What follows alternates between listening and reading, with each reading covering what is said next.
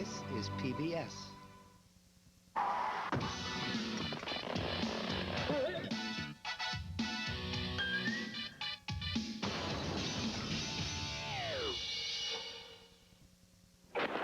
Switching again, Shurin off well though, he's ahead, and there's a full start there, but Shurin it is, and Fredriksson, Shurin takes it!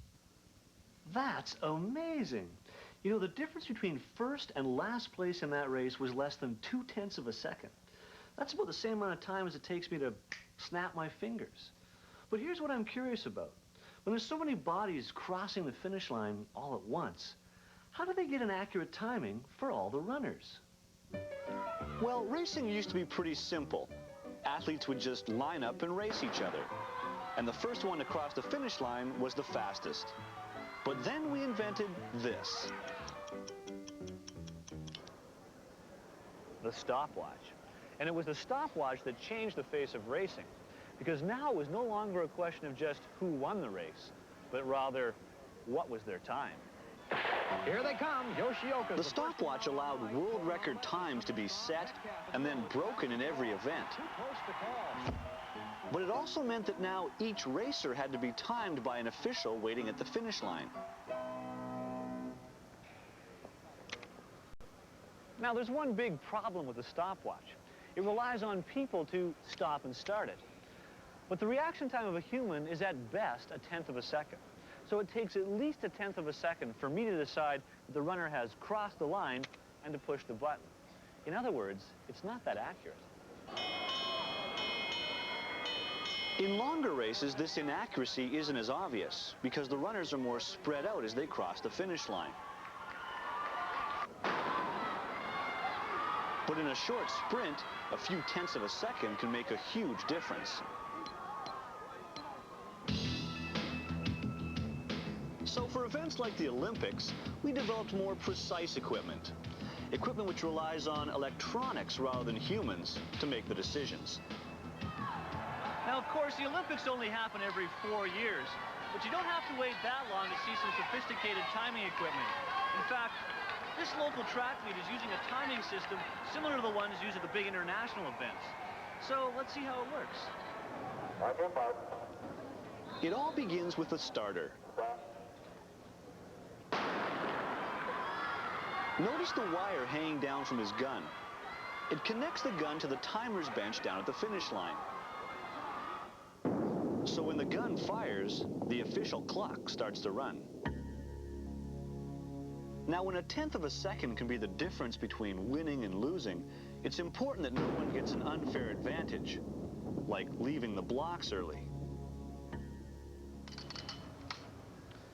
Now, here's something you'll only find at the big international track meets. These may look like regular starting blocks, but they're not. What makes them special is this little device right here. It's a sensor that monitors the pressure on the starting blocks. And if an athlete pushes off before the gun fires, then the sensor sends a signal to the starter indicating a false start. Now, there's one other interesting feature about these blocks. A horn mounted behind each runner. A horn that's also connected to the starter's pistol. But why a horn? Well, because it takes time for sound to travel, the runners in the lanes closest to the starter actually hear the sound of the gun a fraction of a second earlier than the runners in the farther lanes. So to prevent any of the racers from having an unfair advantage, a horn is placed behind the blocks, which goes off at the same time that the gun's fired. So each racer hears the start of the race at exactly the same time.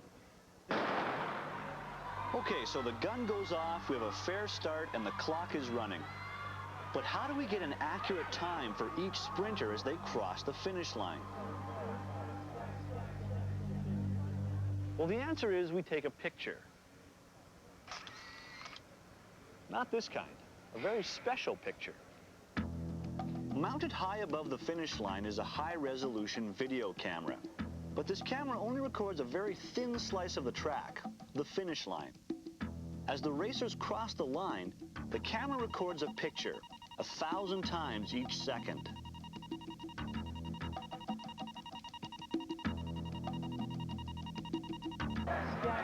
At the end of each each race, a computer quickly takes the slices and puts them together one after another. What you get is a picture of each racer as they cross the finish line. And each slice corresponds to a specific time from the start of the race.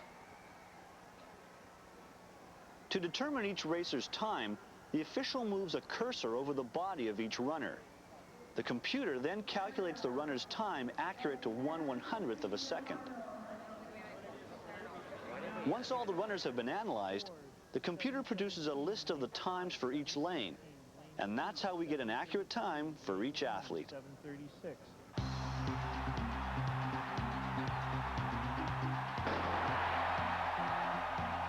You'll find the same technology at the Olympics.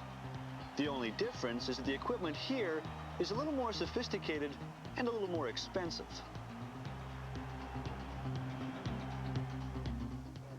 Now, you've probably noticed a lot of sprinters doing this when they cross the finish line.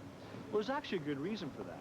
You see, the winner of the race is not the first person to cross the line with their hand or their foot or even their head, for that matter. It's the first torso to cross the line that wins the race. So in a real close race, a lot of sprinters will drop their head at the very end to get their torso across the line as soon as possible. And that's also how a runner's time is calculated, from the point where his torso first crosses the finish line. So you done yakking? You ready to give me that race now or what, buddy? Excuse me for a second while I teach Pete here a lesson about sprinting. You're on, partner. Let's go.